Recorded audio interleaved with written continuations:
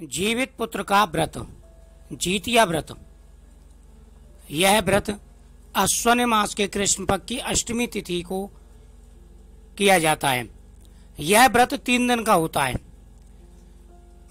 अष्टमी से एक दिन पहले यानी सप्तमी से प्रारंभ होता है और नवमी तक ये व्रत चलता है।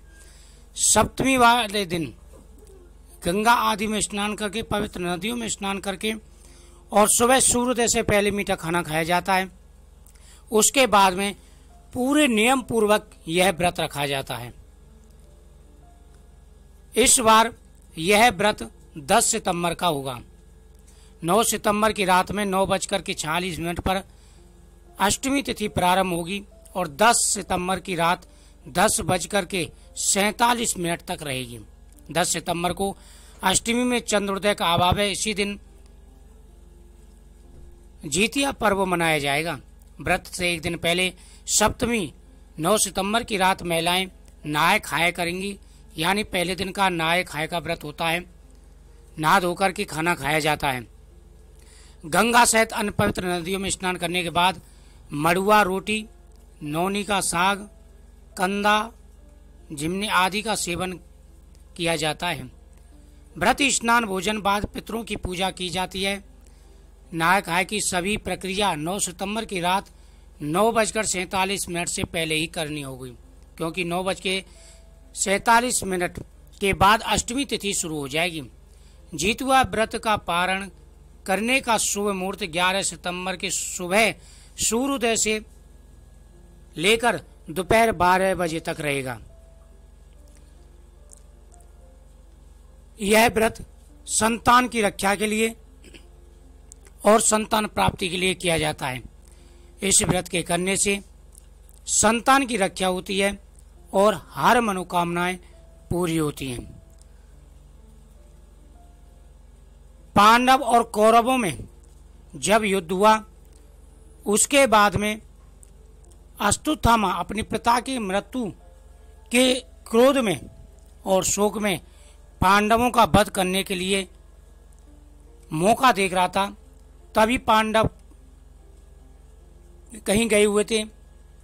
उसने आधी रात पर पांडवों के सिर में घुस करके और वहां पर पांडवों के जो बच्चे सो रहे थे उनका वध कर दिया। सुबह अर्जुन को यह पता चला तो उसके मस्तिष्क से मणि निकाल ली। इससे अश्वत्थामा और क्रोधित हो गया। उसने ब्रह्मश्री अस्त्र का प्रयोग किया, जिससे उत्तरा का गर्भ गिराने के लिए उसने ब्रह्मश्री अस्त्र का प्रयोग कर दिया। इधर भगवान श्री कृष्ण ने उत्तरा के गर्भ की रक्षा की और अपना सारा पुण्य दिया, जिससे मरा हुआ जो बच्चा था वह जीवित हो गया, जिसे जीवित पुत्र का व्रत कहते हैं। दूसरी कथा, नर्मदा नदी के पास एक नगर था, कंचनवटी। उस नगर के राजा का नाम माल्यकेतु था। नर्मदा नदी के पश्चिम में बालूटा नाम की मरुभूमि थी, जिसमें एक विशाल पाकड़ के पेड़ पर एक चील रहती थी। उसे पेड़ के नीचे एक सियानी भी रहती थी। दोनों पक्की सहेलियां थीं। दोनों ने कुछ महिलाओं को देखकर जीतिया व्रत करने का संकल्प किया और दोनों ने भगवान श्री जीवित वाहन की पूजा और व्रत करने का प्रण ले लिया। लेकिन जिस दिन दोनों को व्रत रखना था, उसी दिन शहर के एक बड़े व्यापारी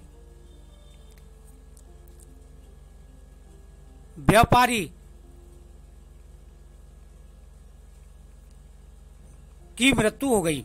उसका दाह संस्कार उसी मरुस्थल पर किया गया। श्यानी को अब भूख लगने लगी। उसने व्यापारी को देख करके खुद को रोक ना सकी और उसका व्रत टूट गया। इस पर चील ने संयम रखा और नियम व श्रद्धा से अगले दिन व्रत का पारण किया।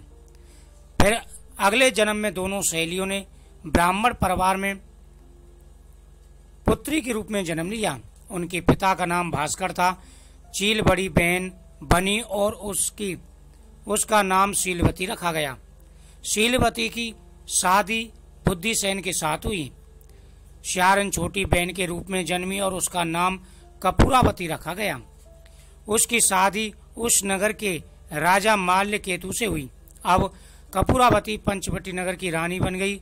भगवान जीतवाहन के आशीर्वाद से शीलवती के 7 बेटे हुए, पर कपूरावती के सभी बच्चे जन्म लेते ही शरीर त्याग देते थे। कुछ समय बाद शीलवती के 7 पुत्र बड़े हो गए।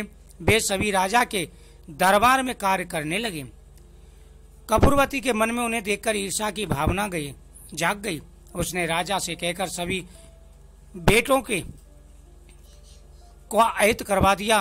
उन्हें 7 नए बर्तन मंगवाकर उसमें रख दिया और लाल कपड़े से ढककर शीलवती के पास भिजवा दिया। यह देखकर भगवान जीतवाहन ने मिट्टी में से 7 भाइयों के सर बनाए और सभी के सर को उसके धड़ से जोड़कर उन पर अमृत छिड़क दिया, जिससे उनमें जान आ गई। 7 युवक जिंदा हो गए और घर लौट आए। जो सर थे रानी ने भेजे थे वे फल बन गए। दूसरी ओर रानी कपूरावती बुद्धसेन के घर से सूचना पाने को व्याकुल थी। जब काफी देर सूचना आई तो कपूरावती स्वयं बड़ी बहन के घर गई। वहां उस सब को जीवित देखकर वह सन्न रह गई। जब उसे होश आया तो बहन ने उसको सारी बात बताई। अब उसे अपनी गलती पर पछतावा हो रहा था। भगवान जीतवाहन की कृपा से कपूरावती बेहोश हो गई और उसने देह त्याग दी। जब राजा को इसकी खबर मिली तो उसने उसी जगह पर जाकर पाकड़ के पेड़ के नीचे कपूरावती का संपूर्ण संस्कार किया।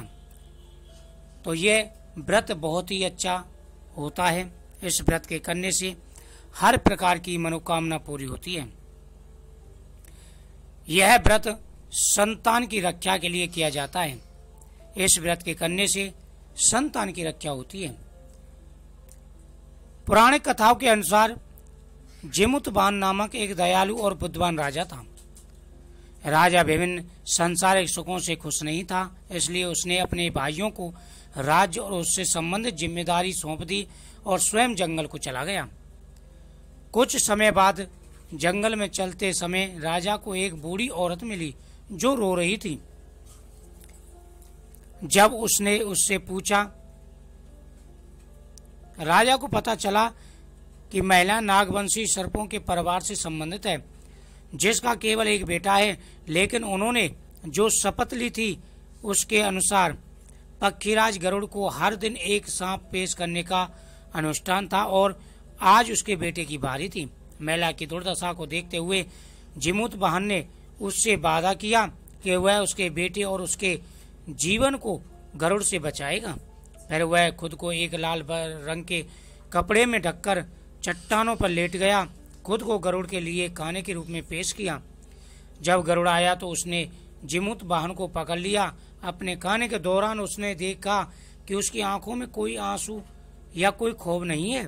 गरुड़ ने यह आश्चर्यजनक पाया और उसकी वास्तविकता पहचान पूछी।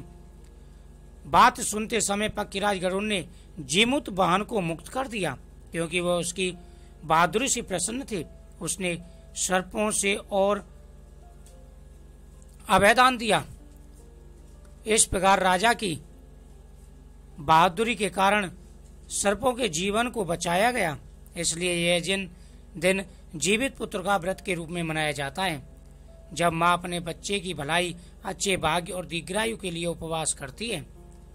यह व्रत नियम पूर्वक किया जाए, श्रद्धा पूर्वक किया जाए तो संतान की रक्षा होती है और भगवान जीमूतवाहन का आशीर्वाद प्राप्त होता है और कोई परेशानी नहीं आती। इसलिए यह व्रत अवश्य करना चाहिए।